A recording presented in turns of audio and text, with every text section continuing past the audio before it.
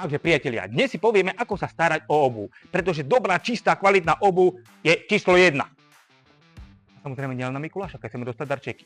Takže ako sa starám ja, Piťuka, o obuv? Veľmi jednoducho. Obuv špinavá po turistike alebo po nejakej akcii, hodím to do rohu a poviem, žena, umy, utri a tak ďalej. Ale toto nie je riešenie, pretože si vážime naše ženy. Tým pádom potrebujeme nejaké vhodné, alebo máme nejaké vhodné čistiace impregnačné prostriedky.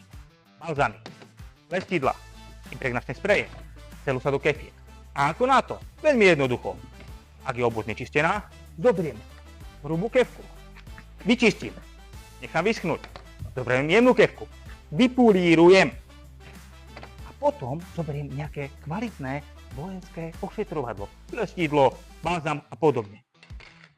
Namášacia kefka, takzvaný mazáčik. Mazáčik. Natriem, nanesiem, nechám odstať. Nech sa tento prostriedok vpije do kože, aby ho dobre impregnoval. Potom opäť zoberiem jemnú kefku, vypulujem, vyčistím, obuv pripravená. A ešte keď chcem, kus mu môžem tu pristriknúť toho impregnačného spreja. Poriadne pripravím, vyčistím, vyrajbem. Vtedy máte kvalitnú obuv. Idem do toho aj ja. Vyskúšajte. A všetko toto tu u nás v Arteku máme. My vás naučíme poriadkom, ako máte robiť s vašou obuvou. Idite k nám.